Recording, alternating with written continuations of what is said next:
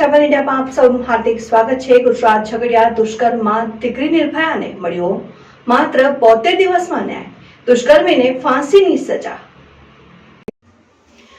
ગુજરાત ઝઘડિયા દુષ્કર્મમાં દીકરી નિર્ભયાને મળ્યું માત્ર 72 દિવસમાં ન્યાય, દુષ્કર્મીને ફાંસીની સજા। ઝઘડિયા દુષ્કર્મમાં દીકરી નિર્ભયાને મળ્યું માત્ર 72 દિવસમાં ન્યાય, દુષ્કર્મીને ફાંસીની સજા। આરોપી વિજય પાસવાને બાળકીનું અપહરણ કરી બળબત્તાપૂર્વક દુષ્કર્મ ગુજાર્યું હતું। ગુપ્તાંગમાં સળિયાના ઘા સાથે વડોદરામાં 7 દિવસની સારવાર બાદ બાળકી જિંદગી હારી ગઈ। વિજય પાસવાને ફાંસી સાથે 10 લાખનું વળતર ચૂકવવા અંકલેશ્વર સેશન્સ કોર્ટનો ચુકાદો। ભરૂચ એસપી મયુર ચાવડાએ એસઆઈટીની રચના કરીને તપાસનું તેમની દેખરેખમાં ચલાવી હતી અને સરકારી વકીલ પરેશ પંડ્યાએ કેસને રેરેસ્ટ ઓફ રેર ગણવા કોર્ટને અપીલ કરી હતી। 16 ડિસેમ્બર 2024ના રોજ બાળકી લાકડા વીણતી હતી ત્યારે આરોપીએ અપહરણ કર્યું હતું અને ઝઘડિયા દુષ્કર્મમાં દીકરી નિર્ભયાને 72 દિવસમાં ન્યાય મળવા માટે અંકલેશ્વર સેશન્સ કોર્ટે અપહરણ, પાશવી દુષ્કર્મ અને હત્યાના આ કેસને રેરેસ્ટ ઓફ રેર ગણી બળાત્કારી વિજય પાસવાને ફાંસીની સજા ફટકારી છે અને ભરૂચ જિલ્લાની ઝઘડિયા જીઆઈડીસીમાં 10 વર્ષીય બાળકી પર દુષ્કર્મ આચરવાના ચકચારી મામલામાં નરાધમ આરોપી વિજય પાસવાને અંકલેશ્વરની સેશન્સ કોર્ટે મૃત્યુદંડની સજાનો ચુકાદો શુક્રવારે આપ્યો હતો।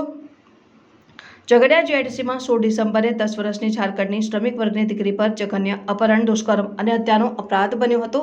શ્રમિક કોલોનીમાં રહેતા આરોપી વિજયકુમાર પાસવાને લોખંડ વીણતી બાળકીનું અપહરણ કરી તેને દિવાલ પાછળ લઈ ગયો હતો, જ્યાં દુષ્કર્મ આચરી તેના ગુપ્ત ભાગે સળિયો પણ ઘુસાડી દીધો હતો। મોડી સાંજે માતા દીકરીની શોધખોળ કરી રહી હતી ત્યારે મમ્મીનો અવાજ આવતા દીકરીને દિવાલ પાછળ લોહીલુહાણ હાલતમાં જોઈ માતા સ્તબ્ધ થઈ ગઈ હતી। અન્ય લોકોની મદદથી દીકરીને બહાર કાઢી હોસ્પિટલ ખસેડાઈ હતી, જ્યાંથી વડોદરા વધુ સારવાર માટે લઈ જવાયા હતા। ઝારખંડ સરકારે પણ આ ઘટનાને અંગે ગંભીર નોંધ લીધી હતી અને ગુજરાત સરકારે 11 તબીબોની ટીમને દીકરીને બચાવવા સારવારમાં ખડે પગે રાખી હતી। જોકે 30 જેટલી ગંભીર ઇજાઓ પહોંચી હોય 7 દિવસની સારવાર બાદ દીકરીનું મૃત્યુ નિપજ્યું હતું।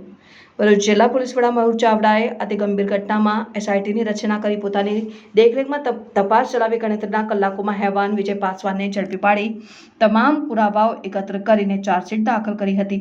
અંકલેશ્વર સેશન્સ કોર્ટમાં કેસ ચાલી જતા સરકારી વકીલ પરેશ પંડ્યાએ ફી લીધા વગર આ કેસ લડ્યો હતો અને આ ચાર્જ ફ્રેમ થયાના 72 દિવસમાં આજે શુક્રવારે કોર્ટે રેરેસ્ટ ઓફ રેર ગણી દુષ્કર્મી હત્યારા વિજય પાસવાને ફાંસીની સજા ફટકારી સાથે જ પીડિત પરિવારને 10 લાખનું વળતર ચૂકવવાનો હુકમ કર્યો હતો।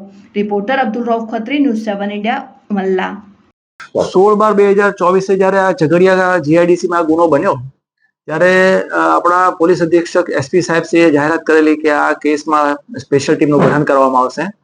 ત્યારે જ મને આ કેસના ગુનાની ગંભીરતા મને ધ્યાનમાં આવેલી અને મેં સરકારમાં જાહેરાત કરેલી કે આ કેસ હું બિલકુલ વિનામૂલ્યે ફ્રીમાં લડવા માંગુ છું, સમાજના અને રાષ્ટ્રના હિતમાં।